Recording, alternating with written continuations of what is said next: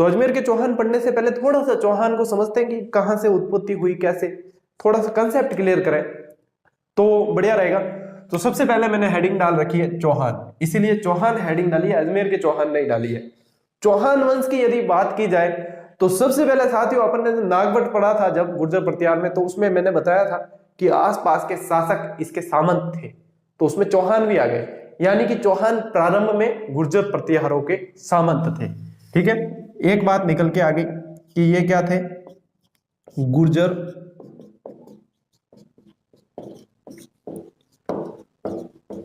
प्रतिहारों के सामंत थे। सबसे पहला जो शासक था जिसने इनके सामंत, मतलब ये सामंत थे ना, और इसमें से पहला शासक चौहानों का जो निकलकर अलग आया था, जिसने अपने आप को स्वतंत्र घोषित किया था, वह था गुवक। ठीक है अभी बताऊंगा मैं आगे। उससे पहले ये समझते हैं कि चौहानों का जो आदि पुरुष माना जाता है, वो चौहानों का जो आदि पुरुष माना जाता है वो वासुदेव माना जाता है। ठीक है, और मूल स्थान जो माना जाता है वह सपादलक्ष। सपादलक्ष, सपादलक्ष का मतलब है सांबर, सांबर। और सपादलक्ष का अर्थ देखा जाए तो होता है 1.25 लाख गांवों का समूह, 1.25 लाख गांवों का समूह। यदि इसमें बात की जाए इनकी राजधानी की, तो राजधानी थी अहिच्छत्रपुर। नागौर जाना जाता है वर्तमान में, अहिच्छत्रपुर, सपादलक्ष, सांबर, और 551 के आसपास का यह समय था।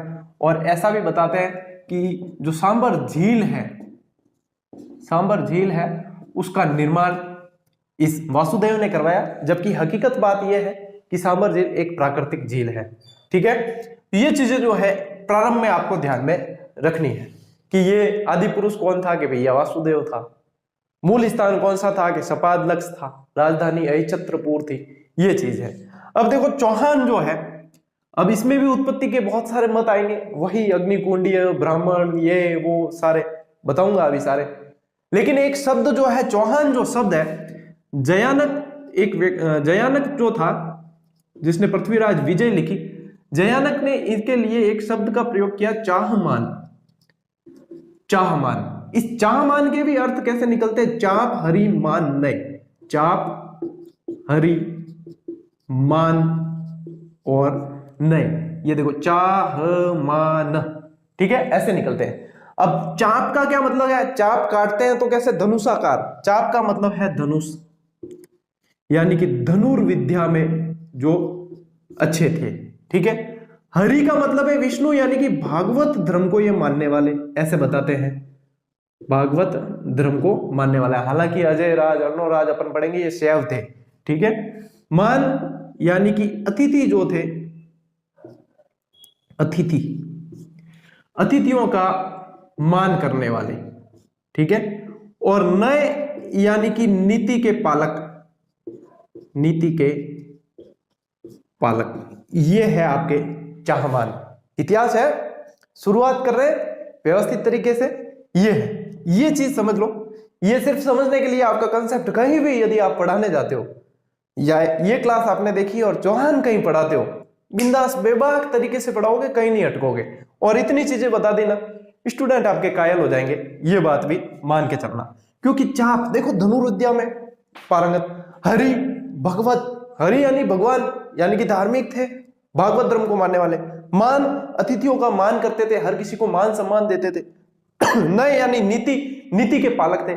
ऐसे जो थे उन्हें जयानक ने चाहमान नाम से संबोधित किया, और पृथ्वीराज विजय जयानक ने लिखी है। ये चीजें हैं साथियों, ये थोड़ा सा आपको समझना है स्टार्ट में। फिर इनकी जो शाखाएं थी ये समझ लिया। ये कोई अगर नोट नहीं भी करोगे तो करना हो तो कर लेना, देखो मैं साइड में ही हूं, आप ले सकते हो स्क्रीनशॉट।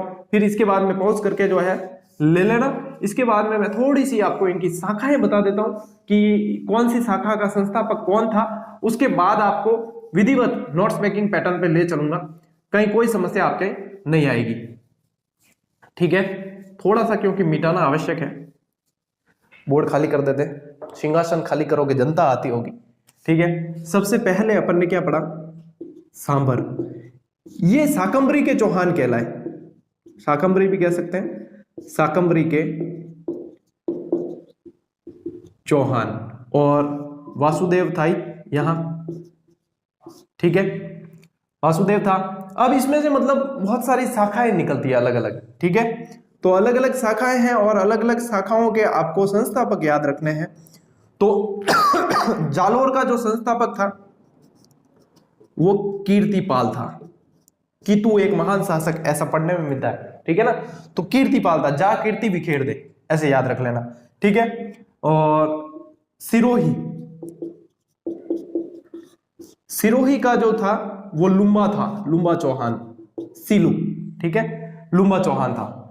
रणथंबोर,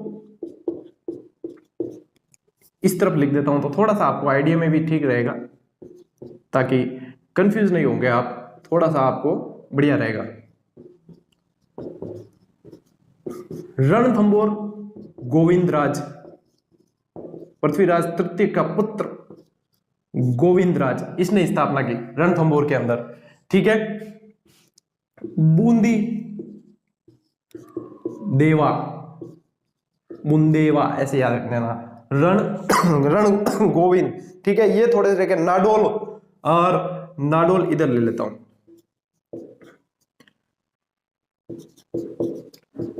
नाडोल का संस्थापक था आपके लक्ष्मण, ठीक है। और अजमेर, अजमेर में कोई दिक्कत आएगी नहीं, अजय राज था, अजय राज।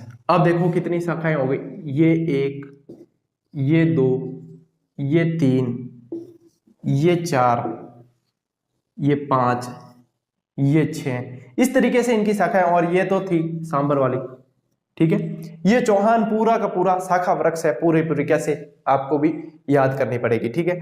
देखो सिरोही का सीलू याद रख लेना, जा कीर्ति बिखेर दे, ठीक है। नाल याद रख लेना, नाल।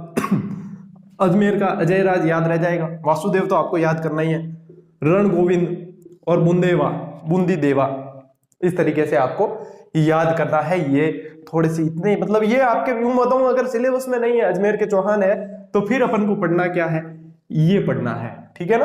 अब अपन आएंगे यहां से यहां पे। अब इनके बीच में बहुत सारे कुछ शासक रहे, दुर्लभ राज रहे हैं, आपके गुवक रहा है। तो ये थोड़े एक एक जो इंपॉर्टेंट पॉइंट है इसमें से उनको पढ़ेंगे, और फिर अजय राज, अनोराज, और इनको अपन व्यवस्थित रूप से तैयार करेंगे। क्यों प्रश्न अपने जो आएगा, अपना सिलेबस क्या है वो ये है।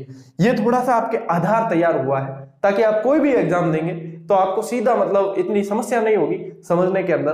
तो थोड़ा सा अपन इसके आधार से इसको उठाया है, और फिर अपन आ रहे हैं बिल्कुल सिलेबस पे। इसका स्क्रीनशॉट लेना चाहते हो साथियों तो ले लो, एक बार नोट कर लो, ये हमेशा ही काम आने वाली चीज है। फिर अपन आगे बढ़ते हैं।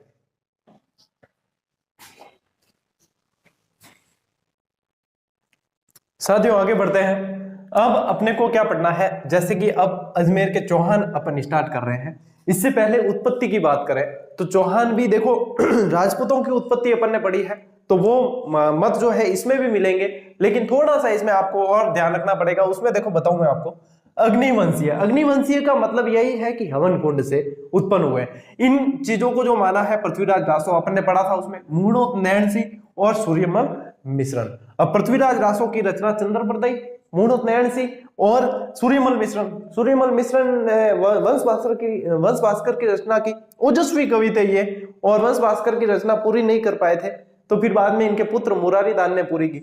ये ऐसे कैसे पृथ्वीराज रासो की जो है वो भी पूरी नहीं कर पाया था, पृथ्वीराज रासो की ये चंद्रप्रदयी, तो इनके पुत्र जलहन ने इसको पूरा किया। तो ये थोड़ी सी चीजें हैं जो इसमें मतलब आपको मैं साथ साथ बता रहा हूं, ध्यान रख लेना। सूर्यवंशी मत किसने, पृथ्वीराज विजय। पृथ्वीराज विजय जयानक का ग्रंथ था, ठीक है, संस्कृत ग्रंथ था ये। हम्मीर महाकाव्य नयन चंद्र सूरी का था। हम्मीर रासो जोधराज का था। सूर्जन चरित्र, बेदला शिलालेख और गौरीशंकर हीराचंद ओझा। तो देखो सूर्य जो है बहुत ज्यादा प्रकाश देता है, और सूर्य के प्रकाश से ही दूसरे तारे और चांद चमकते हैं, आपको पता है। तो इसका मतलब सूर्यवंशी में देखो आपको ज्यादा देखने को मिल रहा है कि इतने सारे मैंने बताए हैं, तो सूर्यवंशी में थोड़ा सा ध्यान रखें।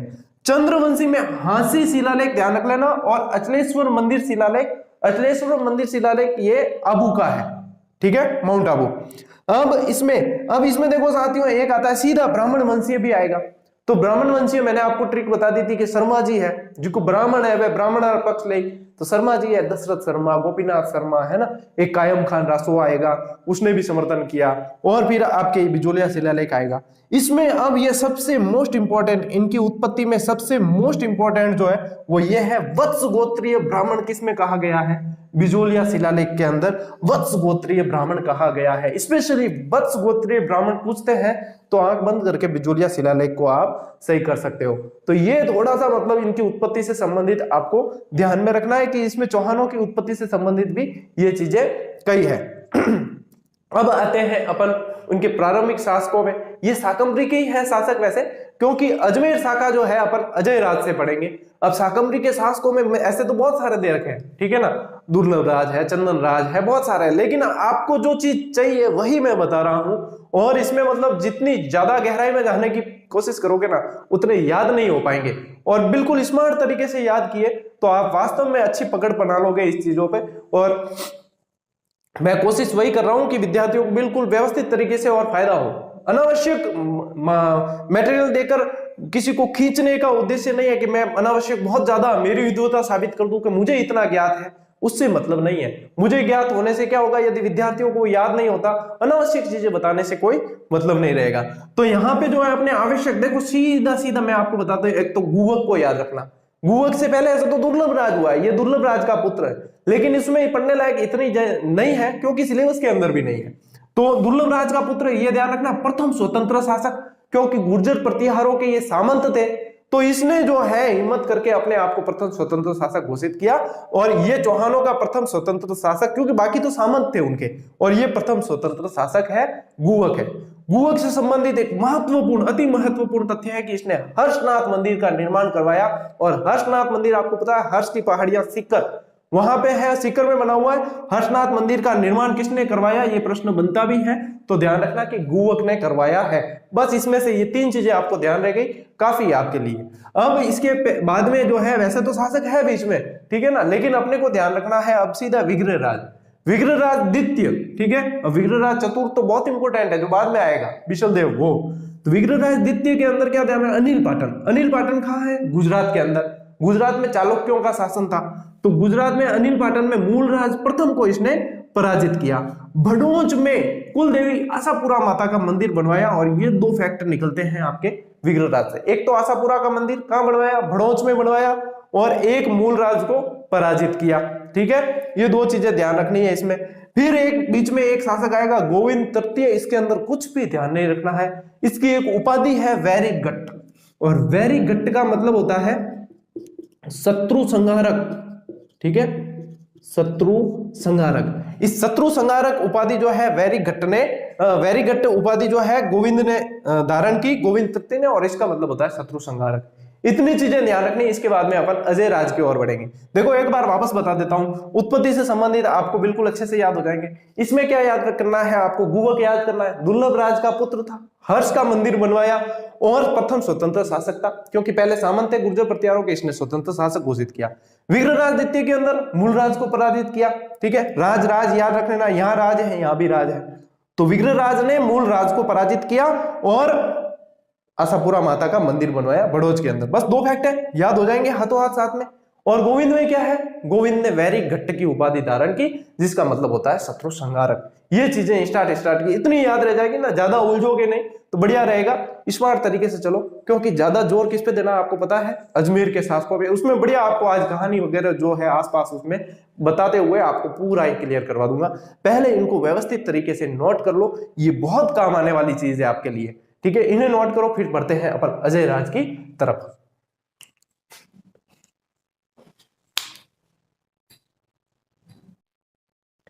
तो साथियों अब आ गए हैं अपन अजय राज के ऊपर, और अजय राज से अपना जो मेन सिलेबस है वो चालू होता है, क्योंकि अजमेर के चौहानों का संस्थापक कहा जाता है अजय राज को।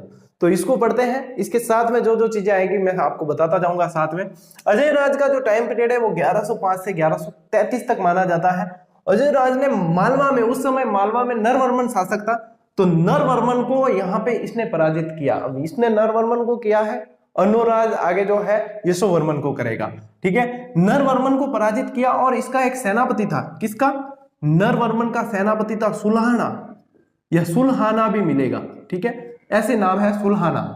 तो सुलहाना को इसने जो है बंदी बना लिया, ये चीज इसमें आपको ध्यान में रखनी है अजय राज के अंदर। बाकी कोई कैसे युद्ध हुआ, क्या था, कुछ नहीं, नरवर्मन को पराजित किया, सुलहाना को बंदी बनाया, एक फैक्ट सीधा सीधा निकल के आया और सीधा सीधा झेलना है आपको, ठीक है। दूसरी चीज 1113 में अजमेर की स्थापना की। अब अजमेर की स्थापना 1113, बिल्कुल आराम से याद हो जाएगा, 3 बार 1 लिखना है। क्या लिखना है?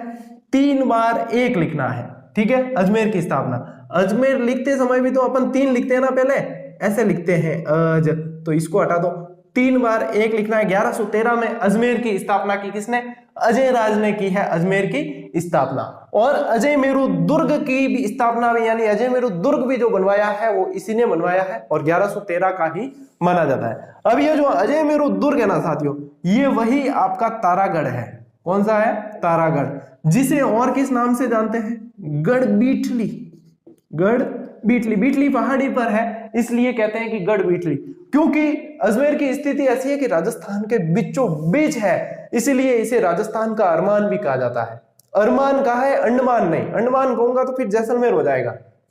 राजस्थान का अरमान कहा जाता है, राजपुताना की कुंजी कहा जाता है। सबसे ज्यादा देसी आक्रमण झेलने वाला दुर्ग यही था, क्योंकि बीच में था, इसलिए राजस्थान का इसे नाका भी कहा जाता है। क्या कहा जाता है? राजस्थान का नाका। किसी दुर्ग का पूछे तो ध्यान रखना, राजस्थान का नाका यदि दुर्ग के बारे में पूछा जाता है तो अजमेर है, और राजस्थान का नाका किसी व्यक्ति के बारे में पूछा जाता है तो केसरी सिंह बारठ है। ये चीजें आपको थोड़ी सी ध्यान में रखनी है। और देखो इसे तारागढ़ क्या कहते हैं? तारागढ़।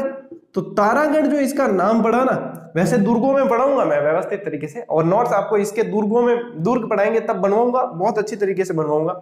तो इसे तारागढ़ जो है तारा के नाम पे, पृथ्वीराज सिसोदिया जो था उसकी रानी थी तारा, उसके नाम पर तारागढ़ पड़ा।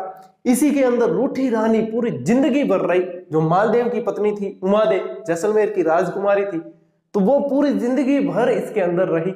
और एक तारागढ़ आपको बताना चाहूंगा कि बूंदी के अंदर भी है, ये तारागढ़ अलग है, वो तारागढ़ अलग है। तो ये थोड़ा सा अजमेर के दुर्ग को मैंने से थोड़ा सा टच किया है, ताकि आपके इसमें थोड़ी स्मृति बनी रहे कि हाँ, यदि इसमें से जैसे वीडियो का एग्जाम कोई दे रहे हैं तो उनके लिए, हाँ वीडियो का एग्जाम जो दे रहे हैं उनको बताना चाहूंगा, आप रीट के समय की प्लेलिस्ट चेक करना, या फिर होगा ऐसा तो मैं देखकर जो है उसे टेलीग्राम पे डाल दूंगा वो वीडियो।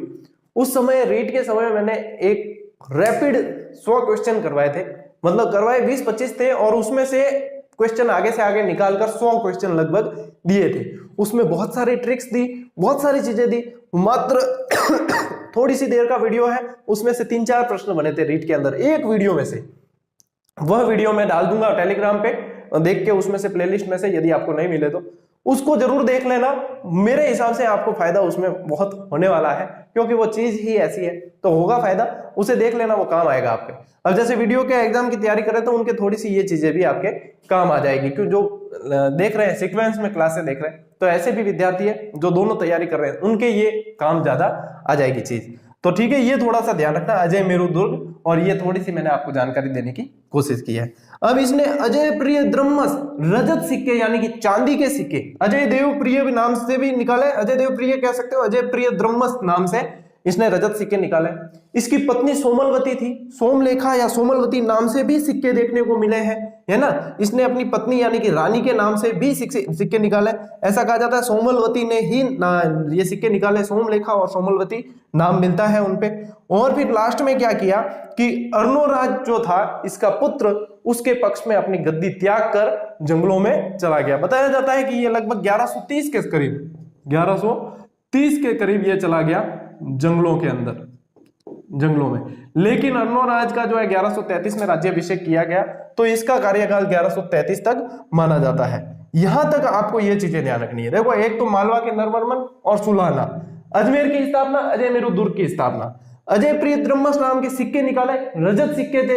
इसकी पत्नी सोमलवती, सोमलेखा, इस नाम के भी सिक्के निकाले गए, और अर्णोराज के पक्ष में गद्दी त्याग कर चला गया। कहीं कोई समस्या है क्या?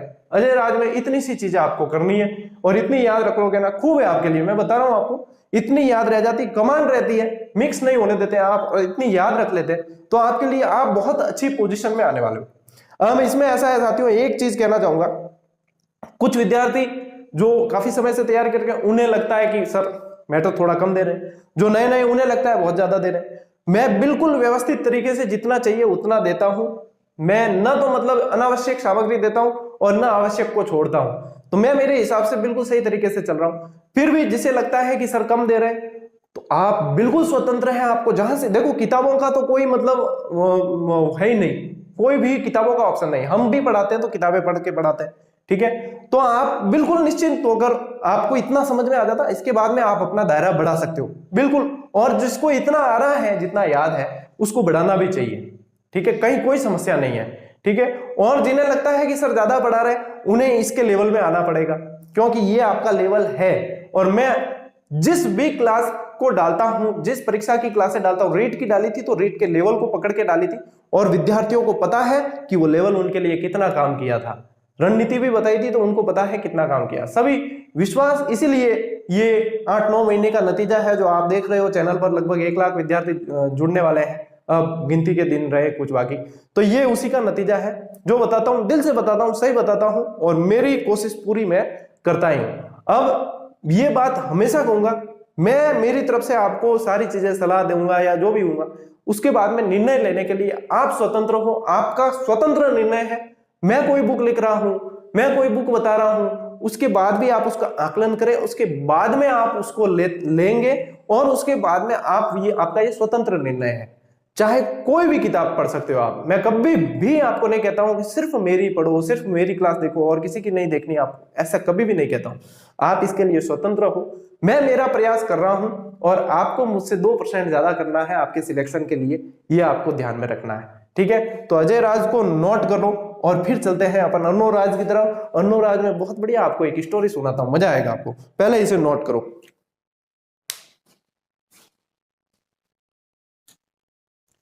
साथियों, अजय राज जैसे ही अर्नो राज के पक्ष में गद्दी छोड़कर जंगलों में चले गए, फिर 1133 में जो है अर्नो राज का राज्याभिषेक हो गया और अर्नो राज शासन में आ गया। उस समय देखो गुजरात में चालुक्यों का शासन था। अच्छा, चालुक्य से याद आया कि कल की शायद क्लास में मैंने फ्लो में पुलकेशिन द्वितीय को राष्ट्रकूट बता दिया था। वो चालुक्य शासक है, उसे थोड़ा सा ध्यान में रखें आप, ठीक है। ये कुछ चीजें हैं तो मैं हाथों हाथ बता देता हूं कि ये चीजें ऐसे हैं। अब देखो, इसने सबसे पहले आपको ध्यान रखनी है, यदि कोई भी शासक पढ़ते हो तो उसने कोई उपाधि धारण की है तो उसे सबसे पहले ध्यान में रखें। तो इसने महाराजाधिराज परमेश्वर की उपाधि धारण की है, और ऐसी जानकारी जो है हमें रेवासा के शिलालेख से मिलती है। रेवासा के शिलालेख से, रेवासा शिलालेख से ये जानकारी मिलती है कि इसने महाराजाधिराज परमेश्वर की उपाधि धारण की अजमेर के चौहान शासकों में अपने अर्नो राज ने, ठीक है। अब मालवा के शासक यशोवर्मन को पराजित किया इसने। यशोवर्मन को पराजित किया, इस समय नरवर्मन भी था, तो कई किताबों में आपको नरवर्मन भी मिले तो चिंता मत करना, नरवर्मन भी शासक था, लेकिन मुख्य रूप से जो फिर आप इसको यशोवर्मन को ध्यान रख लेना कि यशोवर्मन को पराजित किया, और नरवर्मन फिर आपके इसे अपने पहले इसमें पढ़ाया कि अजय राज में पढ़ चुके हैं। अब देखो, चालुक्य जयसिंह सिद्धराज को पराजित किया। जयसिंह सिद्धराज के साथ में इसकी अनबन हुई, और इसने जयसिंह सिद्धराज वही है जिसने सिद्धपुर बसाया, गुजरात में सिद्धपुर है ना, वो जयसिंह सिद्धराज ने बसाया हुआ है। तो ये जयसिंह सिद्धराज बहुत अच्छा पावरफुल शासक था, इसको पराजित किया। इतिहास में एक नियम रहा है कि जो शासक पराजित होगा उसको अपनी बेटी का विवाह जीतने वाले शासक से करना पड़ेगा। जितने हारने वाले शासक है ना, उनकी बेटियां होगी, ध्यान रखना, और जीतने वाले शासक है उनके बेटे से विवाह करते हैं, या जीतने वाले शासक से ही कर देते हैं, ठीक है। तो इसमें देखो पराजित कौन हुआ, जयसिंह सिद्धराज पराजित हुआ।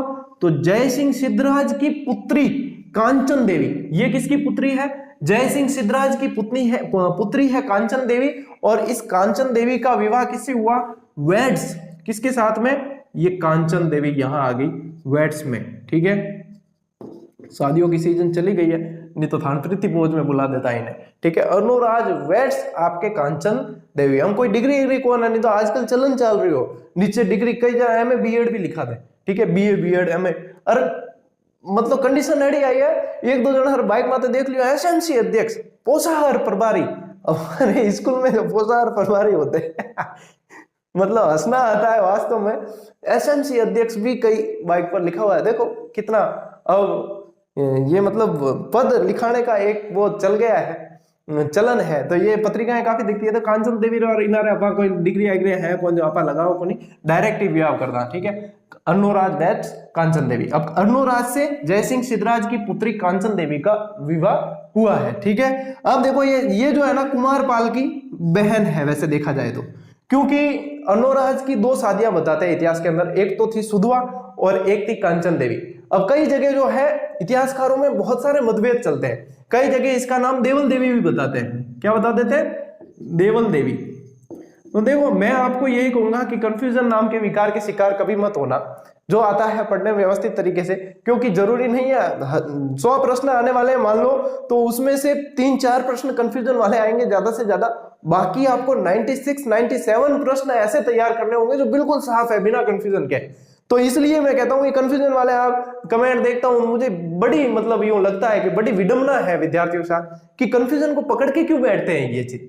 जहां अब जैसे मैंने ही क्लास में बताया कि ये कांचन देवी से विवाह किया, अब कहीं कोई दूसरा पढ़ लिया कि सर हमने ये पढ़ा था, सही कौन सा है? अरे भैया सही है जब तो मैं बता रही हूं, और मुझसे पूछोगे तो मैं इसे ही सही बताऊंगा, तो फिर इसमें पूछने की आवश्यकता नहीं इसके गुरुजी सही कौन सा है। गुरुजी ने बताया, गुरुजी को तो जब वो सही लग रहा है तभी तो बताया है, नहीं तो बताते ही क्यों।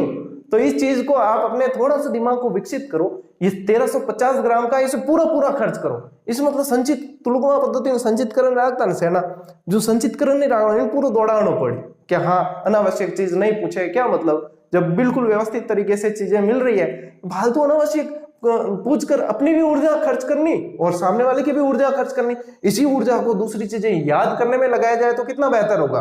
तो ये है ऊर्जा के कुछ नियम होते हैं, उस हिसाब से पढ़ाई किया करो और ये हमेशा आपके काम आएगी चीजें। जो जितना व्यवस्थित स्मार्ट तरीके से पढ़ेगा ना वो उतना ही मंजिल के करीब पहुंचेगा, जितने उलझोगे उतने दूर होगे। इस चीज को थोड़ा सा समझना।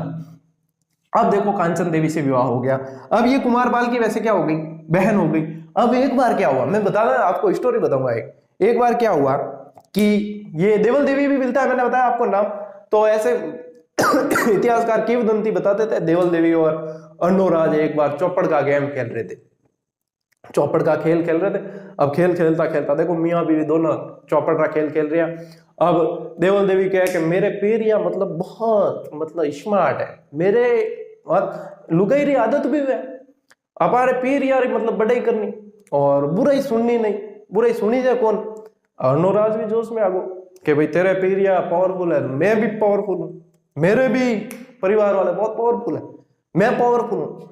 देवल देवी कहे नहीं हमारे मेरे पीर पक्ष वाले ज्यादा पावरफुल है, आपसे ज्यादा पावरफुल है। ऐसे करके दोनों में हो गई अनबन। चौपड़ खेलते खेलते पर चौपड़ तो बटे रहेगी और युद्ध के मैदान तक बात पहुंच गई। ए बाईसा जी को फोन करियो आप सीधो कुमारपाल ने व्हाट्सएप कर दियो, व्हाट्सएप बहुत तगड़ो जल्दी जाओ बाज तो है ना कुमारपाल साहब देखियो कि अरे यार अब बात होगी कि अब मतलब इज्जत को सवाल है कि पावरफुल कौन है, एडी बात चाल गई।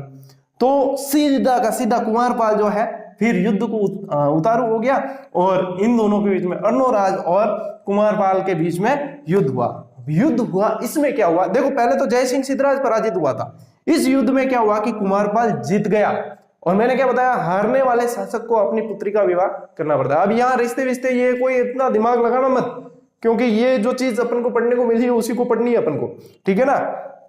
कुमारपाल से पराजित हो गया अर्णोराज, तो अर्णोराज ने क्या किया अपनी पुत्री जलहन या जलना भी नाम मिलता है, इस जलहन या जलना का विवाह जो है इससे कुमारपाल से करवा दिया और समाधमा मतलब समझौता हो गया, दोनों के बीच में संधि हो गई। और ये थी छोटी सी स्टोरी जो आपको ध्यान में रखनी है। आपको इतिहास में सीधा ऐसे पढ़ने को मिलेगा कि कुमारपाल से पराजित हुआ, जलहन का विवाह इसे कराया। आप कई जना कहे कि सर अबार तो आप बताता कि पृथ्वीराज जो पृथ्वीराज रासो लिखी चंद्र प्रदय उसके पुत्र का नाम जलन था, उसने पूरा किया। अरे इसका नाम भी जलन है, अपा की कर सका ठाक दे नाम, ध्यान रखना इसका भी जलन जलना मिलता है, वो जलन अलग है ये जलन अलग है, ठीक है ना। तो ये चीज है फिर इन दोनों के बीच में, ये थोड़ा सा आपको मैंने इसमें बताया है, ठीक है। अब इसने जो है आना सागर झील का निर्माण करवाया और आना सागर झील अपन पढ़ चुके हैं झीलों के अंदर व्यवस्थित तरीके से। पुष्कर में वराह मंदिर का निर्माण करवाया और बताते हैं कि वराह मंदिर के अलावा भी और मंदिरों का निर्माण करवाया, लगभग दर्जन पर मंदिरों का 12 मंदिरों का निर्माण जो अर्णोराज ने करवाया ऐसा बताते हैं। इसके दरबार में देवघोष और धर्मघोष नाम के विद्वान थे, ये विद्वानों से संबंधित बहुत सारे प्रश्न पूछते हैं, तो आपको ध्यान रखना है कि देवबोध और धर्मघोष जो थे वो अर्णोराज के दरबारी थे, और ये आपके मोस्ट इंपॉर्टेंट प्रश्न है। ठीक है, देवबोध और देव और धर्म ऐसे याद रख लेना। देवता का नाम आएगा वहां धर्म का नाम आएगा ही, धर्म का नाम आता है वहां देवता का नाम आता ही है। तो देव और धर्म अर्णोराज के समय थे। आना जी, ठीक है, आना सागर जेल बनाई, ये है। अब इसमें जो है इनका एक पुत्र था जगदेव।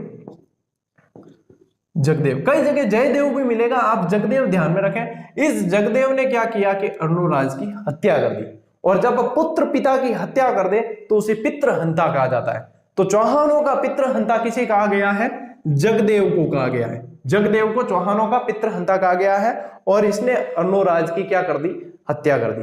ये ध्यान रखना है आपको। अर्णोराज के अंदर ये थोड़ी सी जो स्टोरी अर्णोराज की और ये थी। अब इसके आगे अपने जो शासक आएगा वो विग्रहराज चतुर्थ, जो मेन पढ़ने वाला शासक है वो विग्रहराज चतुर्थ आएगा, और पृथ्वीराज तृतीय। और पृथ्वीराज तृतीय में आपको पता ही है स्टोरी खूब सारी है। हालांकि अपन कोशिश करेंगे कि अपन जो चीज चाहिए फालतू अनावश्यक समय खर्च न किया जाए, मुख्य जो अपने एग्जाम की दृष्टि से जरूरी है वे चीज अपन को पढ़नी जरूरी है, उसमें छोड़ना बिल्कुल भी नहीं है। आज अपना जो शासक है साथियों विग्रहराज चतुर्थ है। ठीक है, इसमें पहले से विग्रहराज चतुर्थ यानी प्रथम द्वितीय तृतीय आए होंगे, लेकिन वो इतने इंपॉर्टेंट नहीं है, कभी नहीं पूछे गए, तो उनमें इतना अपन को समय गंवाने की जरूरत नहीं है। विग्रहराज चतुर्थ है, और विग्रहराज चतुर्थ को ही बिशल देव भी आप कहीं ना कहीं पढ़ोगे। बिशल देव भी आता है, बिशल देव इसकी उपाधि थी। ठीक है, देखो बिशल देव इसकी उपाधि थी। कटिबंधु, कवि बांधव, कवि बंधु, ऐसे कटिबंधु और कवि बंधु दोनों लिखे हुए मिलेंगे आपको, कंफ्यूज मत होना, ये दोनों चीजें आपको लिखी हुई मिलेगी। और ये जो उपाधि है ना साथियों, ये वाली उपाधि, इसका उल्लेख जयानक ने किया है। कौन सा जयानक? पृथ्वीराज विजय जिसने लिखी थी, उस जयानक ने कटिबंधु और कवि बंधु नाम की उपाधियों का जिक्र विग्रहराज चतुर्थ के बारे में किया है। क्यों किया है? क्योंकि ये जो है विद्वानों का आश्रयदाता था ये एक तरह से विग्रहराज, और खुद भी अपने आप में बहुत बड़ा एक कह सकते हैं विद्वान था। तो ये इसलिए इसको कटिबंधु, कवि बंधु, कवि बांधव की उपाधियां दी गई। तो ये प्रश्न एक आपके सीधा का सीधा निकलता है यहां से। चौहानों का खास तौर पर शाकंभरी के जो अजमेर की जो शाकंभरी शाखा है, इस चौहानों की शाखा का स्वर्ण युग कहलाता है विग्रहराज चतुर्थ का टाइम पीरियड। ठीक है, शाकंभरी चौहानों की जो अजमेर वाली शाखा है उसका सबसे महत्वपूर्ण यानी कि चौहानों का स्वर्ण युग कहलाता है, वह आपका विग्रहराज चतुर्थ का टाइम पीरियड है। और ऐसा शर्मा जी कह गए। शर्मा जी कौन से? दशरथ शर्मा जी ने कहा है। सोने की लंका थी रावण की, वो किसके समय थी? राम जी के। तो राम जी के पिताजी कौन? दशरथ शर्मा ने कहा है स्वर्ण युग। ठीक है, दशरथ शर्मा ने कहा है स्वर्ण युग। याद हो जाएगा ना, मेरा काम यही है कि आपको याद करवाना है। ठीक है, तो दशरथ शर्मा ने स्वर्ण युग कहा है, विग्रहराज चौहान का टाइम पीरियड। ठीक है, अब देखो मैंने कहा था कि इसने विद्वानों को आश्रय दिया, तो विद्वानों के नाम भी पढ़ने पड़ेंगे, और ये मोस्ट इंपोर्टेंट है। दरबारी विद्वान इसके जो थे वो सोमदेव था और नरपति नाल था। ठीक है, नरपति नाल और सोमदेव। तो सोमदेव ने जो रचना लिखी वह थी ललित विग्रहराज। ये प्रश्न सीधा सीधा बनता है, ललित विग्रहराज का लेखक कौन था, या सोमदेव की कृति कौन सी थी? तो ललित विग्रहराज थी। ठीक है, नरपति नाल की जो थी, शायद मेरे जैकेट से ये साफ हो गया और जैकेट पर इसका यह लग गया होगा। तो बिशलदेव रासो, ये बिशलदेव रासो लिखा हुआ है। ठीक है ना, बिशलदेव रासो जो थी वो नरपति नाल की रचना थी। और इसको कैसे याद रखें आप? इसको ऐसे याद रखें, मारवाड़ी मान किन्ने डर आवे नहीं, बिने क्या के बिने ओ बिने इनु, तो बिने यानी कि बिशलदेव रासो और नरपति नाल ने लिखी इसको, नरपति नाल ने। ये देखो, ये जो है ना साथियों, 4 खंडों में बटी हुई थी, इसे 4 खंडों में बांट रखा था। ये नरपति नाल की रचना थी, और ये दोनों जो थे विग्रहराज के दरबारी थे। समझ में आ गया? यहां तक का चीज क्लियर है?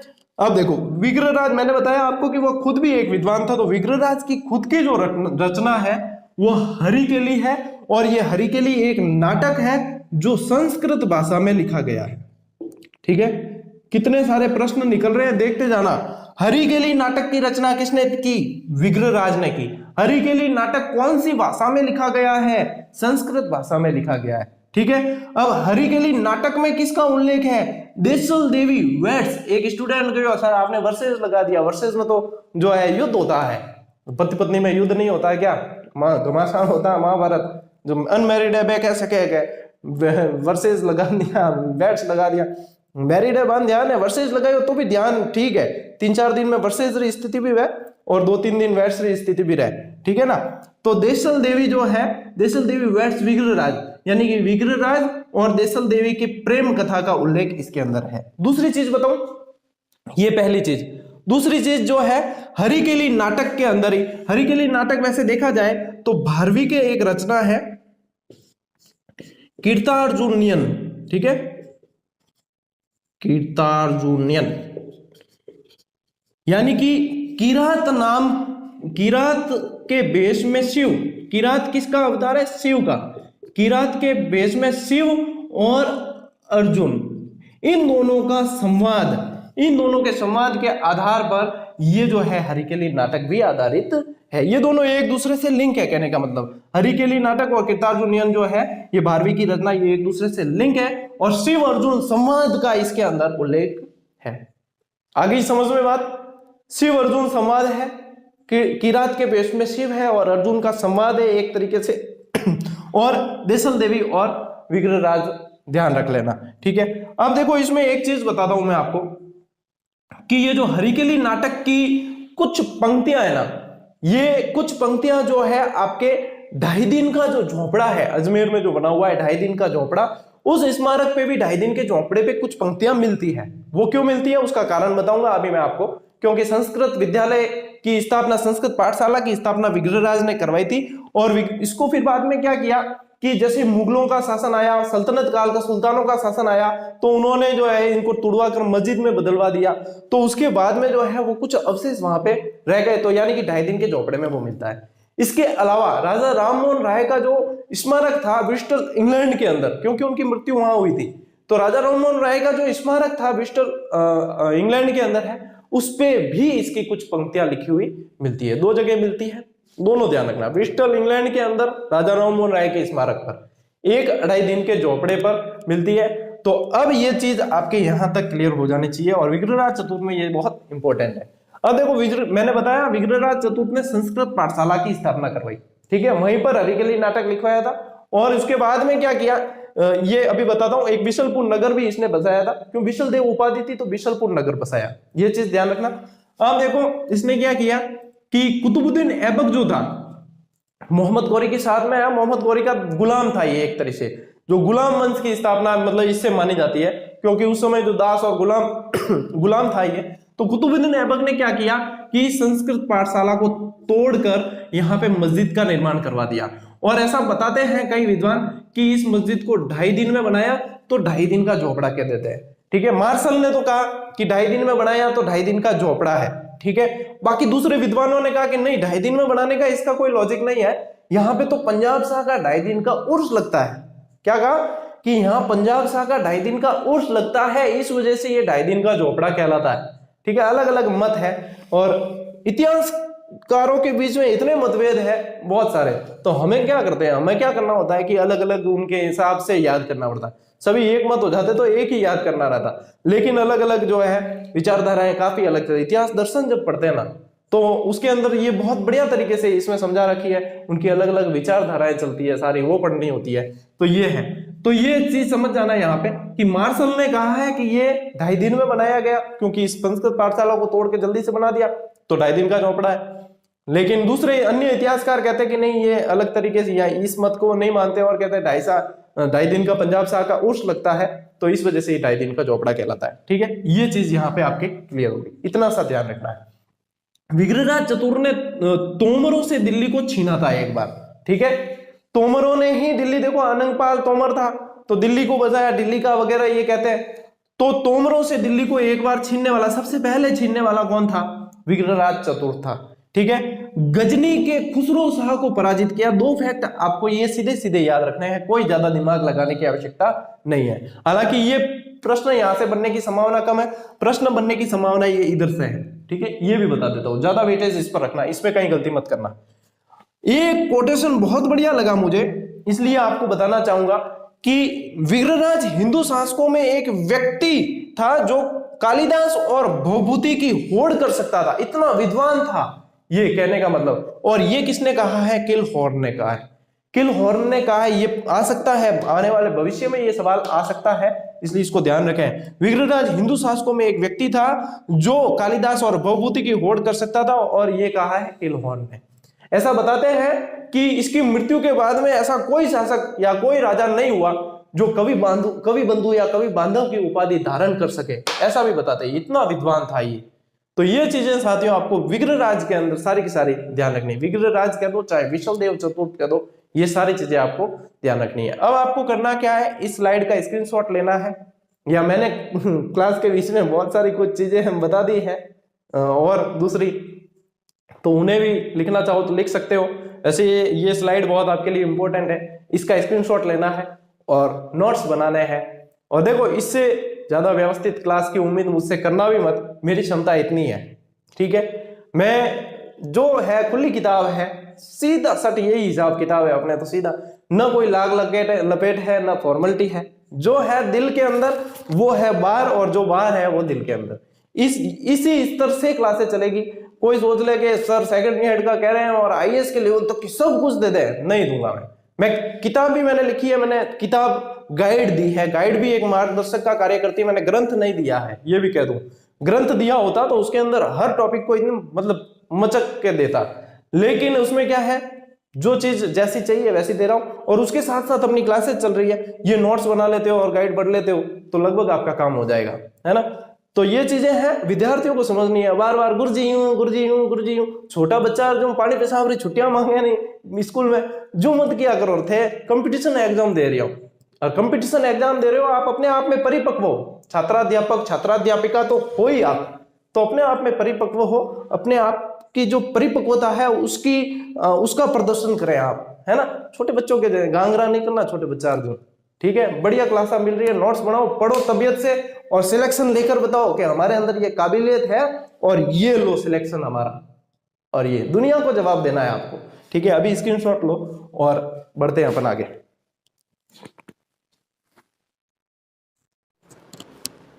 साथियों आप पढ़ने जा रहे हैं पृथ्वीराज चौहान तृतीय। अब ऐसा नहीं है कि विग्रहराज और इसके बीच में शासक नहीं थे शासक, कमजोर शासक थे, और पृथ्वीराज चौहान के जो पिताजी थे सोमेश्वर, वे भी शासक थे, लेकिन उनका इतना वो नहीं है उल्लेख ज्यादा आपको, और पूछेंगे भी नहीं। सिर्फ सोमेश्वर में आपको यह ध्यान रखना है कि इन्होंने प्रताप लंकेश्वर नाम की उपाधि धारण की, ठीक है। प्रताप लंकेश्वर नाम की उपाधि इन्होंने धारण की, यह ध्यान रखना है। अब देखो, पृथ्वीराज चौहान की माता का नाम कपूरी देवी था और पिता का नाम सोमेश्वर था, ठीक है। ये ध्यान रखना कि माता का नाम कपूरी देवी, पिता का नाम सोमेश्वर। इनका जो मुख्यमंत्री था कैमास था, और ये कैमास को आप कह सकते हो कि ये इनका संरक्षक भी था। किसका संरक्षक भी था? किसका? पृथ्वीराज चौहान का संरक्षण भी था कैमास, ठीक है। कैमास, कदमदास कह दो, कदमदास का ही नाम जो है कैमास है। सेनाध्यक्ष जो इनका था भुवनमल था। भुवनमल के बारे में ये कहा जाता है कि जब जैसे नागपास में जब श्री राम और लक्ष्मण जी को झगड़ा गया था तो कैसे गरुड़ देवता ने उनकी जान बचाई थी, वैसे ही जो है भुवनमल ने इनका साथ दिया है और इस तरीके से कार्य किया है, ठीक है। उपाधियां जो थी वो दलपुंगल और राय पिथोरा। दलपुंगल का यदि शाब्दिक अर्थ देखा जाए साथियों तो यानी कि विश्व विजेता होता है, पूरे विश्व को जीतने वाला, और राय पिथोरा का शाब्दिक अर्थ होता है कि युद्ध में कभी भी पीठ न दिखाने वाला। तो ये उपाधियां किसने धारण की? पृथ्वीराज चौहान ने धारण की। इनके दरबार में जो विद्वान थे वो जयानक, वागेश्वर, जनार्दन, चंद्रप्रदय, पृथ्वी भट्ट आदि सारे विद्वान इनके दरबार में थे। ये तो थी प्रारंभिक जानकारी जो आपको सीधी सीधी याद करनी है। अब आते हैं अपन इनकी जो है सामने समस्या क्या रही। समस्या ये रही कि सोमेश्वर की मृत्यु के बाद में 11 वर्ष की अवस्था में ये शासक बना, 11 वर्ष में शासक बन गया। लेकिन इनकी जो देखो कपूरी देवी के संरक्षण में बना, और इसका जो संरक्षक था वो कैमास था, ठीक है। ये ध्यान रखना आप बात, ये थोड़ी सी ध्यान रखना। अब देखो ये शासक बन गया, शासक बना तो इसके सामने चुनौतियां बहुत सारी थी। पृथ्वीराज चौहान के सामने चुनौतियां ये थी कि दूसरे भी शासक बनना चाहते थे, इनको अपनी जो है बाउंड्री बॉर्डर जो थी वो सिक्योर करनी थी पूरी तरीके से। तो कैसे क्या किया जाए? तो जो चुनौतियां थी वो एक एक स्टेप बाय स्टेप मैं साथ साथ में बताता हूँ कि पृथ्वीराज चौहान ने कैसे संघर्ष किया, क्या था, किस तरीके से जो सुदृढ़ अवस्था में आए और फिर बाद में मोहम्मद घोरी से युद्ध कैसे लड़ा, क्या चीज लड़ी। आज की इस क्लास में आपको पूरा कंसेप्ट क्लियर हो जाएगा, ऐसी कोशिश रहेगी मेरी। सबसे पहले जो इनकी समस्या थी वो नागार्जुन की थी। अब नागार्जुन कौन था? नागार्जुन इसका चचेरा भाई था, ठीक है, क्या था? चचेरा भाई था। नागार्जुन जो था ना, ये अपरांगे का पुत्र था। किसका? अपरांगे। अपरांगे इसके चाचा थे, जो किसी कारणवश जो है सोमेश्वर शासक बना, अपरांगे नहीं बन पाया था उस समय, और अपरांगे के मन में ये चीज रह गई थी कि मुझे शासक बनना है, लेकिन ये नहीं बन पाया। फिर बाद में जो है नागार्जुन इनका पुत्र था और ये भी शासक बनना चाहता था। तो इसकी देखो, शासक बनने की एक तृष्णा जो होती है वो उनमें रहती है, तो ये शासक बनना चाहते थे। नागार्जुन का ये समझ लेना कि अपरांगे का पुत्र था, अपरांगे पृथ्वीराज के चाचा थे और ये चचेरा भाई था, ठीक है। काकार चोरो हो, काकार लड़को हो, एक काका, अपरांगे कुणा काका। देखो अब क्या हुआ कि ये शासक बनने की इनकी इच्छा थी, तो इनके बीच में संघर्ष होना निश्चित है। और पृथ्वीराज चौहान को चाहिए ये था कि नागार्जुन को कैसे भी करके जो है शांत किया जाए, पराजित किया जाए और इसका बंदोबस्त पहले किया जाए, क्योंकि सबसे पहला अधिकार और चुनौती देने वाला यही था। तो इनके बीच में एक संघर्ष हुआ। सिर्फ आपको यह ध्यान रखना है कि गुड़गांव का युद्ध हुआ, एक गुड़गांव का युद्ध हुआ जो 1178 में होता है, और उसमें पृथ्वीराज चौहान विजयी हुआ और यहाँ पे जो है ये कांटा, नागार्जुन नाम का पृथ्वीराज चौहान के कांटा निकल गया, ठीक है, इतना सा ध्यान रखना है। अब बढ़ते हैं आगे। अब एक भंडानग जो है एक जाति थी जो सतलज पंजाब की नदी के आसपास से आ बसी थी, और उसके बाद में जो है ये जो है उपद्रवी जाति थी, बार बार परेशान करते थे, और यहाँ राजस्थान की बॉर्डर में अलवर, भरतपुर वगैरह इधर भी ये परेशान करने लगे, तो ये भी नाक में दम कर दिया था इन्होंने भी। तो पृथ्वीराज चौहान चाहता था कि इनको भी जो है किसी भी तरीके से इनका नाश किया जाए। तो 1182 के अंदर, ये 1182 में इन नागार्जुनों का, इन भंडारकों का दमन कर दिया, ठीक है, भंडारकों का दमन 1182 में कर दिया, बस इतना ध्यान रखना है। अब 1182 में ही एक युद्ध होगा और ये महत्वपूर्ण है, 1182 के अंदर ही, महोबा या तुमुल का युद्ध। महोबा जो है बुंदेलखंड जैजा भुक्ति की राजधानी थी, ठीक है। यहां पे जो शासक था उसका नाम था परमर्दी देव। परमर्दी देव, चंदेल थे ये, परमर्दी देव शासक था। और परमर्दी देव के दो सेनापति थे, एक का नाम था आला और एक का नाम था उदल, ठीक है, आला और उदल, इनकी स्टोरी है ये पूरी पूरी। अब आला और उदल की भी स्टोरी ये है कि ये इस समय पृथ्वीराज, इससे जब इनके बीच में संघर्ष हुआ उससे पहले परमर्दी देव से नाराज चल रहे थे, और नाराज चल रहे थे तो इससे इस नाराजगी के चलते ये परमर्दी देव का साथ छोड़कर जा चुके थे। बहुत सूरवीर, बहुत मतलब योग्य सेनापति थे, लेकिन ये इन पर विश्वास, इनका कोई गड़बड़ हुआ तो ये जो है छोड़कर चले गए, साथ छोड़कर चले गए। अब ये गए कहां? आला और उदल गए हुए थे आपके गहड़वाल वंश का कौन था? जयचंद, गहड़वाल जयचंद के पास, जयचंद जो कन्नौज का शासक था उस समय, जयचंद के पास गए हुए थे। परमर्दी देव की यहाँ पे ये अकेला था इस समय। अब परमर्दी देव की भी देखो गलती है, गलती ये है कि जब पृथ्वीराज चौहान की सेना एक युद्ध से जीत कर यहां से निकल रही थी और उसके जो घायल सैनिक थे कुछ, उन घायल सैनिकों को परमर्दी देव ने मरवा दिया। अब देखो घायल सैनिकों को मरवाया, पृथ्वीराज चौहान को गुस्सा आना लाजमी है। पृथ्वीराज चौहान को गुस्सा आया, पृथ्वीराज चौहान ने इसके ऊपर कुछ किया सैनिक लेकर कि अब जो है परमर्दी देव को मैं मजा चखाता हूं, मेरे सैनिकों को मारा तो मारा कैसे। तो उसके बाद परमर्दी देव को पता चला कि अरे बेटा पृथ्वीराज चौहान आ रहा है, अरे अब क्या करा, आला उदल भी कौन है, अब क्या करा। लेकिन आला उदल के पास जब ये समाचार पहुंचता है कि पृथ्वीराज चौहान बुंदेलखंड पर आक्रमण करने वाला है और परमर्दी देव से अकेले से संभलेगा नहीं ये चीज, तो इनका जो है अपने देश प्रेम, अपना राष्ट्र के प्रति प्रेम जाग उठा और ये जो है यहां से वापस इनके पास में आ गए। तो आला उदल आते हैं, उसके बाद में तुमुल नामक स्थान पर 1182 में इनके बीच में जमकर युद्ध होता है, बहुत बराबर का युद्ध हुआ। आला उदल ने बहुत संघर्ष किया, लेकिन अंत में जो है ये वीर गति को प्राप्त हुए और पृथ्वीराज चौहान की यहां पर विजय हो गई। ये था आपके महोबा का युद्ध। और तुमुल का युद्ध भी आता है एग्जाम में लिखा हुआ, ये चीज आपको मेरे ख्याल से आपको समझ में आ गई होगी। आला उदल के आज भी मतलब वीरता वाले गीत बुंदेलखंड में गाए जाते हैं, बहुत ही मतलब सम्मान के साथ गाए जाते हैं। तो ये चीज आपको थोड़ी सी ध्यान रखनी है, ठीक है। यहां तक क्लियर है। अब बढ़ते हैं आगे। अब एक संघर्ष यहाँ पे भीमदेव से हुआ। भीमदेव गुजरात का था, गुजरात का चालुक्य शासक था। अब भीमदेव के और इनके बीच में संघर्ष का एक कारण ये बताते हैं, एक राजकुमारी थी जिसका नाम था इच्छिनी देवी।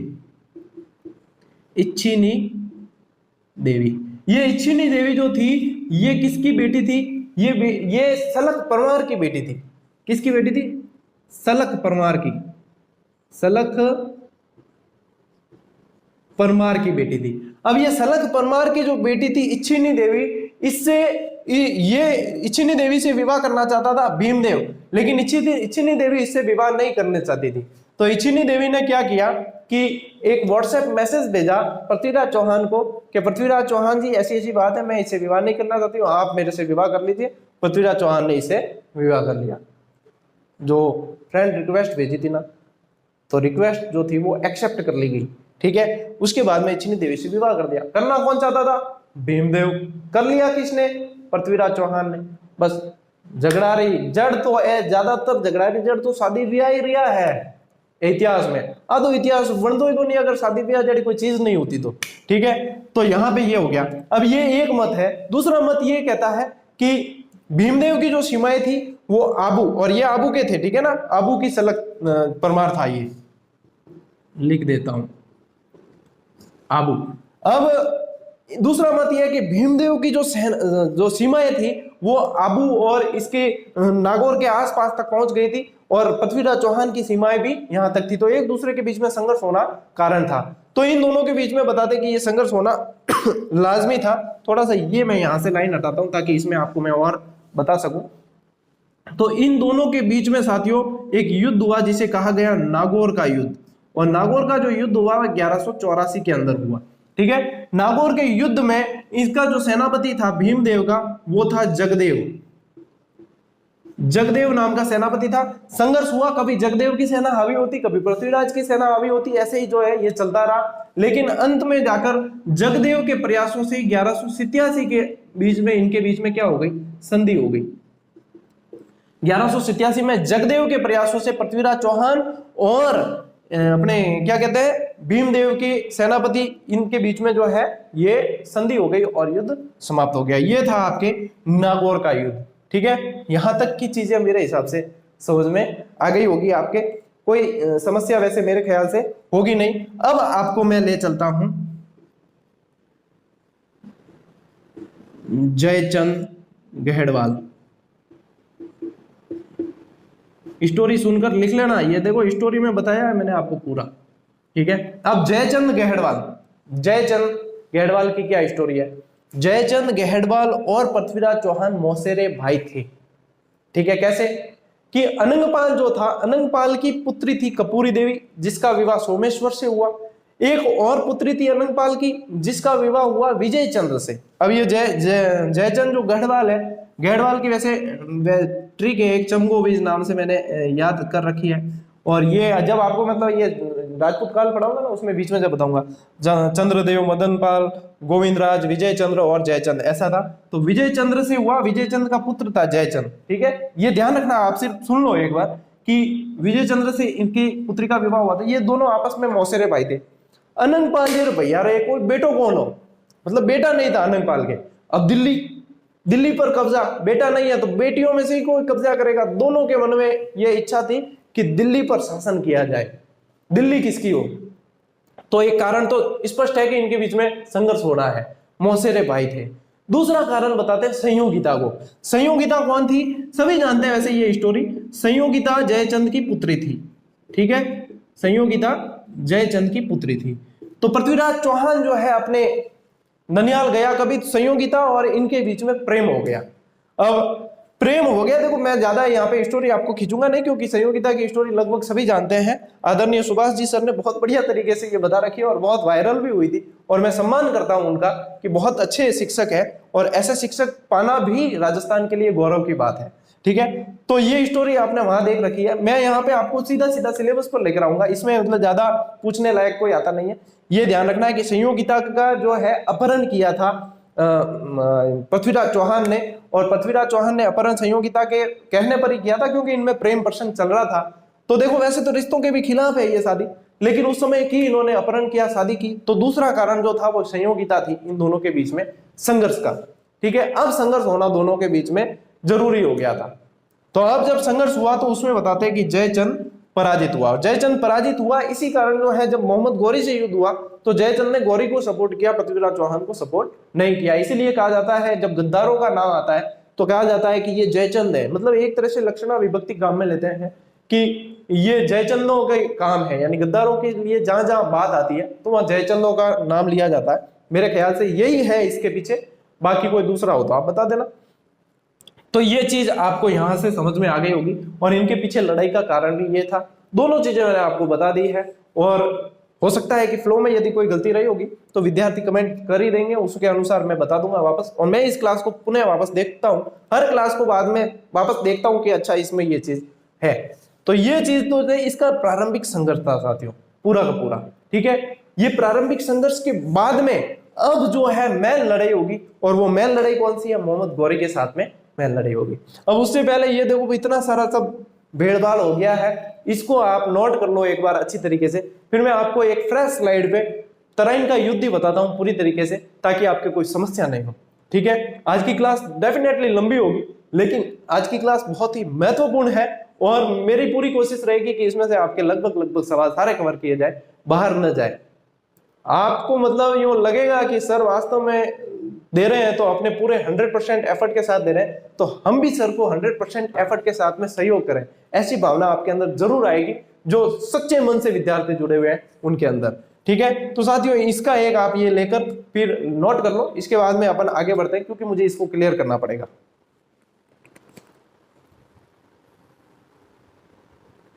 साथियों अब आपको मैं लेके आ गया हूं तराइन के मैदान में, और तराइन के मैदान में अब जो है पृथ्वीराज चौहान और मोहम्मद गौरी के बीच में अपन लड़ाई करवाएंगे। देखो तराइन का जो मैदान है साथियों, पहले आपको बता दूं ये करनाल हरियाणा के अंदर इसकी वर्तमान स्थिति। ठीक है, हरियाणा, कई बार ये पूछा जाए, ध्यान रखना। और अब ये है कि मोहम्मद गौरी ने तबरहीन नाम के यानी बठिंडा के दुर्ग को जीत लिया था और वहां तक कब्जा कर लिया था। तो देखो हर जो शासक होता है उसकी महत्वाकांक्षा होती है ज्यादा से ज्यादा शासन करने की, और दूसरा पृथ्वीराज है, उसे अपने शासन को बचाना भी था। तो दोनों के बीच में संघर्ष होना लाजमी था। अब 1186 से 1191 के बीच में, 92 के बीच में ऐसे बहुत सारे युद्धों का उल्लेख है कि पृथ्वीराज और गौरी के बीच में युद्ध हुए। कोई बताता है 7 बार युद्ध हुआ, कोई बताता है 21 बार युद्ध हुआ, कोई बताता है 23 बार युद्ध हुआ, ऐसे अलग अलग उल्लेख मिलते हैं। हम्मीर महाकाव्य कहता है 7 बार युद्ध हुआ। पृथ्वीराज रासो और सुरजन चरित्र जो है वो कहते हैं 21 बार युद्ध हुए, और अलग अलग 23 बार बताता है, कोई 18 बार बताता है, ऐसे है। लेकिन ये महत्व नहीं रखते जितना आपने फिर बाद में महत्व रखता है। तराइन के 2 युद्ध हुए, जिसमें पहले में पृथ्वीराज की विजय हुई और दूसरे में मोहम्मद गौरी की विजय हुई। अब इनमें क्या स्टोरी थी वो बताता हूं मैं आपको, कि सबसे पहले जो है प्रथम युद्ध हुआ तराइन का। तराइन के मैदान में दोनों सेनाएं आ गई और दोनों के बीच में युद्ध हुआ। तो इसमें पृथ्वीराज की तरफ से जो सेनापति था वो गोविंदराज और खांडेराव, 2 सेनापति थे यहां से, जो पृथ्वीराज चौहान की सेना का नेतृत्व कर रहे थे। जब दोनों की सेनाएं आमने सामने हुई तो इनके बीच में भीषण युद्ध हुआ, जबरदस्त युद्ध हुआ।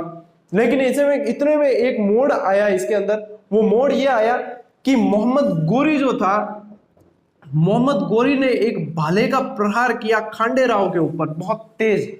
वो खांडेराव के मुंह से छूता हुआ निकल गया, लेकिन खांडेराव के 2 दांत उसमें टूट गए। दांत टूटे ना, उसमें उसने अपना अपमान महसूस किया। तो खांडेराव ने इस बदला लेने के लिए बहुत ही भीषण और तीव्र प्रहार मोहम्मद गौरी पर किया, और इस बीच में मोहम्मद गौरी इस प्रहार को झेल नहीं पाया और यहाँ पे घायल हो गया। मोहम्मद गौरी के घायल होते ही जो ये सेना थी मोहम्मद गौरी की, इसमें ये छितर बितर हो गई, और इसमें तितर बितर होने के बाद ये जो है यहाँ पे इसका गौरी का घायल होना ही इसकी पराजय का यहाँ कारण था। तो यहाँ पे क्या हुआ, इसकी प्रथम युद्ध में हो गई पराजय। अब पराजय हुई और ये जो सैनिक भागने लगे, तो इसमें इन राजपूत जो सेना थी उनकी कमी ये रह गई कि इन्होंने भागते हुए सैनिकों का पीछा नहीं किया और बस सोच लिया हम जीत गए हैं और बस यहीं पे किस्सा खत्म है। लेकिन यदि ये पीछा करते और काफी सफाया कर देते तो शायद दूसरे युद्ध की स्थिति नहीं बनती। लेकिन इस दरमियान क्या हुआ, फिर बाद में भाई राजपूत है जीत गया, खुशियां मनाने डूब गया, जश्न मनाने डूब गया, आमोद प्रमोद में डूब गए बिना किसी भय के, बिना किसी चिंता के। लेकिन जो मोहम्मद गौरी था उसके अंदर बदले की भावना थी और वह जो है पूरी अपनी तैयारी, सेना जुटा रहा था, वापस पूरी तैयारी कर रहा था। 1 साल के अंदर ही उसने पूरी सेना जुटाकर फिर से तराइन के मैदान में आ डटा और पृथ्वीराज चौहान को चुनौती दे दी। अब देखो द्वितीय तराइन का जो युद्ध होता है उसमें उसने सबसे पहला दूत भेजा, यहाँ पे ये महत्वपूर्ण है, ठीक है ना। पहला दूत भेजा, किवामुल मुल्क को भेजा और पृथ्वीराज को संदेश पहुंचाया कि हमारी जो है अधीनता स्वीकार कर लो, गुलामी स्वीकार कर लो तो आप जीवित रहोगे, नहीं तो फिर युद्ध होगा और आप इसमें मारे जाओगे। पृथ्वीराज चौहान को ये सहन होना दिखती बात है, लाजमी है, नहीं होगा सहन।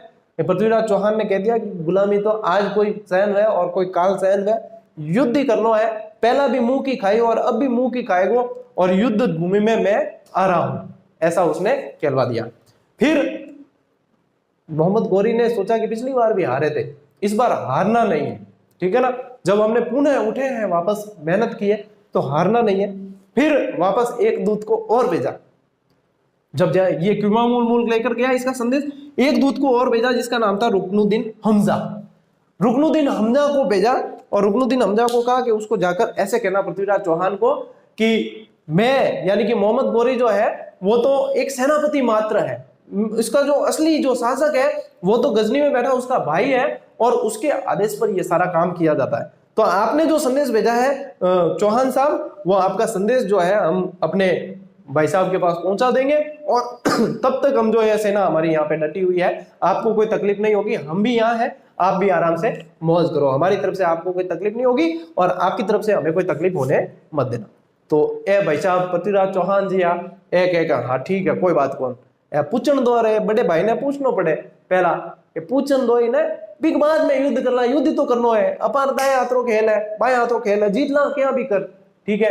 अब ये भाई साहब जो है इसमें रह गए और यहाँ पे जो चाल चली थी मोहम्मद गौरी ने वो हो गई सफल।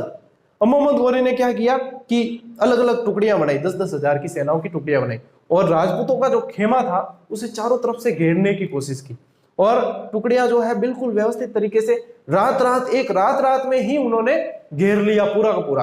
और चालाकी क्या की बेटे ने, चालाकी ये की कि कुछ जो सैनिक थे, जो पैदल सैनिक थे, उनको कहा कि आप जो है अपने तंबुओं के बाहर आग लगा के रखना, मतलब आग बुझ जाएगी तो उन्हें ये लगेगा कि सेना या तो चली गई या फिर पास में आ रही है। आप आग जला के रखना तो उनको ये लगेगा कि सेना अंदर रेस्ट कर रही है, अंदर है ना, वहीं पे रुकी हुई है, तो उनको कोई पता नहीं चलेगा। और यहीं पे जो है राजपूत सेना की गलती होगी, जितने में वो बहुत करीब आ गए, मतलब बिल्कुल करीब ही आ गए। अब रात भर में वो राजपूत खेमे के बिल्कुल करीब आ गए। अब करीब आने के बाद में क्या हुआ कि जैसे ही सुबह सुबह जो है, अभी तो पूरी तरीके से उजाला हुआ भी नहीं था और नित्य क्रम के अंदर जो है सेना व्यस्त थी पृथ्वीराज चौहान की, उसी दरमियान उन्होंने हमला कर दिया। अब उस दरमियान न तो उन्होंने शस्त्र उठा पाया, अस्त्र उठा पाया, ऐसे में अचानक हुए हमले को राजपूत सेना झेल नहीं पाई। आनंद फानन में पृथ्वीराज चौहान ने हाथी पर चढ़कर युद्ध भूमि में जाने की सोची, लेकिन वो हाथी भी नियंत्रण में नहीं रहा बराबर से, तो पृथ्वीराज चौहान ने घोड़ी पर बैठकर जाने की सोची और उस घोड़ी का नाम था नाट्यरंबा, ऐसा बताते हैं, ये भी किंवदंती है नाट्यरंबा। अब पृथ्वीराज चौहान की विडंबना देखो कि यहाँ पे जो है पृथ्वीराज चौहान का इसने भी साथ नहीं दिया। अब बताते हैं कि ये नाट्यरंबा जो थी वो युद्ध की घोड़ी थी नहीं, ये तो ढोल पर नाचने वाली घोड़ी थी, ब्याह शादी में नाचने वाली घोड़ी। और जहां भी रणबेरी बाजती या तलवारों की आवाज आती, आज सोचती ढोल बाज रही, नाचन रुक जाती। और यहाँ पे भी पृथ्वीराज चौहान की इसने साथ नहीं दिया। और ये बताते हैं नाट्यरंबा की, ये थोड़ी सी आपको मैंने झलक बताई कि ऐसी घोड़ी इसके आ गई थी, ये नाट्यरंबा के बारे में, ये तभी तो नाट्यरंबा नाम है इसका, ठीक है। और इसके बाद में जो है पृथ्वीराज चौहान की इस युद्ध में बताते हैं कि पराजय हुई, लेकिन ये स्पष्ट नहीं है क्योंकि इसमें बहुत सारे अलग अलग विद्वानों के अलग अलग मत है। लेकिन तराइन के द्वितीय युद्ध में पृथ्वीराज चौहान की पराजय हुई ये निश्चित है, लेकिन अंत कैसे हुआ वो अलग अलग विद्वानों के अनुसार अलग अलग है। तो पहले युद्ध में आपने जीत गया था पृथ्वीराज चौहान, दूसरे युद्ध में जीता है मोहम्मद गौरी। अब ये बताते हैं, देखो अलग अलग मत है, पृथ्वीराज और गौरी ने सम्मिलित शासन किया और एक सिक्का चलाया जिसके एक तरफ तो पृथ्वीराज चौहान लिखा था और दूसरी तरफ मोहम्मद बिन शाम लिखा था। ऐसे सिक्के चलाए, ये कहते हैं अपने गोपीनाथ शर्मा जी। ठीक है, शर्मा जी कहते हैं ऐसा, ये मत इनका है कि ये इन दोनों ने सम्मिलित शासन किया इस युद्ध के बाद में। ठीक है, एक मत तो ये है। दूसरा मत ये है कि अपने पृथ्वीराज रासो जो चंद्रबरदाई है, और चंद्रबरदाई जो है पृथ्वीराज चौहान का फ्रेंड था, दोस्त था, तो उसने ये कहा कि शब्द वेदी बाण चलाना जो है वो जानता था पृथ्वीराज चौहान, कि शब्द वेदी बाण यानी कि देख नहीं सकता फिर भी वो तीर चला सकता है। तो ये बताता है, चंद्रबरदाई बताता है कि ये गोरी जो है इसको पकड़कर गजनी ले गया और वहां पे जाके इसको बहुत परेशान किया, बहुत मारा पीटा, आंखें फुड़वा दी, ये ऐसे करवा दिया, लेकिन बहुत बुरी कंडीशन हो गई। चंद्रबरदाई जब उससे वहां पे मिलने जाता है तो चंद्रबरदाई कहता है पृथ्वीराज मोहम्मद गौरी से कि गौरी जी आपको पता नहीं है कि पृथ्वीराज चौहान में एक बहुत बड़ी काबिलियत है। पृथ्वीराज गौरी कहता है बता क्या काबिलियत है? तो कि ये बिना मतलब देखे जो है वह तीर चला सकता है, जहां पे आप कहोगे, जिस दिशा में कहोगे वहां पे तीर चला सकता है और एकदम अचूक निशाना लगता है। तो गौरी ने कहा कि ये टैलेंट तो देखेंगे, इसको मरने से पहले, मारने से पहले ये टैलेंट हम देखेंगे। तो कहते हैं कि दरबार सजाया गया और गौरी जो है सिंहासन पर बैठा, पृथ्वीराज चौहान को बाहर लाया गया, धनुष और बाण उसके हाथ में दिए गए और फिर जो है उसने कहा कि ये जो है वो तीर चला सकता है, लेकिन मैं इसे संकेत दूंगा उस हिसाब से। फिर वो बताते हैं कि 4 बास 24 गज अंगुलष्ट प्रमाण था ऊपर सुल्तान है मत चुके चौहान, यानी कि इसने पूरा का पूरा चंद्रबरदाई ने उसको बता दिया कि ये जो है गणित बिठा देना, 4 बास 24 गज अंगुल अष्ट प्रमाण ता ऊपर सुल्तान है मत चुके चौहान, यानी कि ये उसको इशारे में कह दिया। अब ये बता दो दिया कि इतनी इतनी ऊंचाई पर ये बैठा है, लेकिन वो किस दिशा में बैठा है ये पता नहीं है। तो फिर चंद्रबरदाई दिमाग चलाता है, चंद्रबरदाई कहता है कि ये राजा है, पृथ्वीराज चौहान राजा है, कोई साधारण सैनिक नहीं है, ये किसी सैनिक के या सामंत के कहने पर तीर नहीं चलाएगा। आप गौरी, आप शासक हो, मोहम्मद गौरी कहता है आप ही कमांड दोगे तभी तीर चलाएगा। तो पृथ्वीराज चौहान को ये तो पता चल गया कि इतनी ऊंचाई पर वहां बैठा है वो तीर चलाना है, लेकिन कौन सी दिशा में बैठा है ये पता नहीं। तो बताते कि मोहम्मद गौरी ने फिर वहां से आदेश दिया और जैसे ही मोहम्मद गौरी की आवाज आती है तो शब्द वेदी बाण की विद्या सीखी हुई थी उससे आवाज से वो तीर चलाता है और मोहम्मद गौरी वहीं पे मर जाता है। ये जो है किंवदंती है और ये पृथ्वीराज चौहान की जो पृथ्वीराज रासो ग्रंथ है उसके अंदर ये स्टोरी मिलती है। अब लेकिन ये इसे सत्य नहीं मानते इतिहासकार, क्यों? क्योंकि 1194 में चंदावर का युद्ध हुआ, गौरी ने तो और भी बाद में शासन किया है, तो ये इसको यहाँ पे सही मानते नहीं है इतिहासकार। ठीक है, इसका सिर्फ ये पृथ्वीराज रासो के अंदर उल्लेख मिलता है। अब देखो, और इसके बाद में बताते हैं कि ये उल्लेख तो है, फिर पृथ्वीराज चौहान और चंद्रबरदाई ने एक दूसरे को कटार मारकर एक दूसरे को भी समाप्त कर दिया ताकि जो है मुस्लिम सैनिक इनकी और दुर्गति नहीं करे। ये ऐसी स्टोरी थी। अब देखो, पृथ्वीराज को कैद व अंत में मरवाना ये हम्मीर महाकाव्य के अंदर उल्लेखित है कि कैद बनाया, पहले तो कैद किया और उसको बाद में अंत में मरवा दिया। एक ये है कि पृथ्वीराज को भागते हुए पकड़कर मरवाया। पहले ये कि रणभूमि से भाग रहा था, ये यहां से मिट गया है, मैं वापस लिख देता हूँ, ये पृथ्वीराज लिखा हुआ है। पृथ्वीराज रणभूमि से भाग रहा था और भागते हुए को पकड़वाया और उसके बाद में मरवा दिया, और इसका उल्लेख फरिश्ता और मिनाज और सिराज करते हैं। ठीक है, ये ध्यान रख लेना। और एक ये है कि गौरी पृथ्वीराज को गजनी ले गया, ठीक है, और वहां पे इसकी अपने आप ही मृत्यु हो गई, ये कहता है अबुल फजल। तो ये थोड़े से आपको बाद में ध्यान रखना है कि अलग अलग इतिहासकार इस युद्ध के अंत के बाद पृथ्वीराज चौहान का अंत अलग अलग रूप से बताते हैं। और पृथ्वीराज चौहान की जो छतरी बताते हैं, किसकी? पृथ्वीराज चौहान की जो छतरी है वो भी काबुल में बनी हुई है। ठीक है, ये भी बताते हैं पृथ्वीराज चौहान की छतरी कहाँ है? काबुल के अंदर, गजनी में, वहां पे बनी हुई है। तो ये साथियों था पृथ्वीराज चौहान से संबंधित पूरा का पूरा इतिहास। और ये नोट जरूर कर लेना, यहाँ पे आपको नोट ये करना है कि प्रथम युद्ध जो हुआ 1191 के अंदर हुआ, यहाँ पे डेट इंपॉर्टेंट है। करनाल हरियाणा ध्यान में रखना है, गोविंदराज इनका सेनापति था, खांडेराव सेनापति था, ये ध्यान रखना है। यहाँ पे गौरी घायल हुआ और पराजय हुई। दूसरे युद्ध के अंदर ये 2 दूत आपको ध्यान रखने हैं, और यहाँ पे गौरी विजयी हुआ। ठीक है, गौरी विजयी और पृथ्वीराज चौहान की हार हुई। ये इस तरीके से यहाँ पे, और अंतिम महान हिंदू शासक जो है पृथ्वीराज चौहान को अंतिम महान हिंदू शासक कहा गया, महान हिंदू वंश का सूर्य कहा गया, ये पृथ्वीराज चौहान को कहा गया। और ये आपके अजमेर के चौहान जो पृथ्वीराज चौहान के साथ ही समाप्त हो गए। ऐसा बताते हैं कि पृथ्वीराज चौहान के बाद में इसके पुत्र गोविंदराज को यहाँ का शासक बनाया गया, जो बाद में गोविंदराज वही गोविंदराज रणथंभौर में चौहान शाखा की स्थापना करता है। इति सिद्धम आज रो मेरो कार्य पूरा हो। अब आप रे कितनी दिमाग में बैठी है और कितनी नहीं बैठी, मेरे हिसाब से मैंने इसमें मेरा एफर्ट पूरा दे दिया है। और इसके बाद में भी यदि कोई सवाल निकलते हैं तो मैं जैसे ही आप संपर्क में रहते हो सारी चीजें, मतलब मेरे पास कुछ भी नहीं बचेगा, जितना मेरे पास में है उतना सभी आप तक आ जाएगा। कैसे आएगा वो मेरा लुकआउट है कि मैं किस तरीके से विद्यार्थियों को देता हूं ये चीजें। ठीक है, तो बने रहे साथियों, अपने अन्य साथियों से भी बता दें कि इस तरह की क्लास सर ले रहे हैं और आप चाहे इच्छुक है तो जुड़ सकते हैं। जबरदस्ती किन्हें कौन करनी है, न तो किसी भी तरह की जबरदस्ती, चैनल देखने की, क्लास देखने की या विश्वास करने की कोई जबरदस्ती नहीं। सभी अपने स्वतंत्र हैं, लोकतांत्रिक देश है, सभी की अपनी इच्छाएं हैं, तो किसी को जबरदस्ती नहीं करनी। हाँ सजेस्ट जरूर कर सकते हैं, तो उन्हें लगे कि हाँ वास्तव में प्रयास तो अच्छा है और फायदा है तो जुड़े, नहीं जुड़ेंगे तो भी कोई दिक्कत नहीं है। मैं तो क्लास ऐसे ही देने वाला हूं वैसे भी आपको। तो साथियों ये नोट कर लो आप एक बार, आज की क्लास डेफिनेटली लंबी हुई है लेकिन बहुत ही उपयोगी है। मिलते हैं अपन अगली क्लास में, तब तक के लिए राम राम, जय हिंद।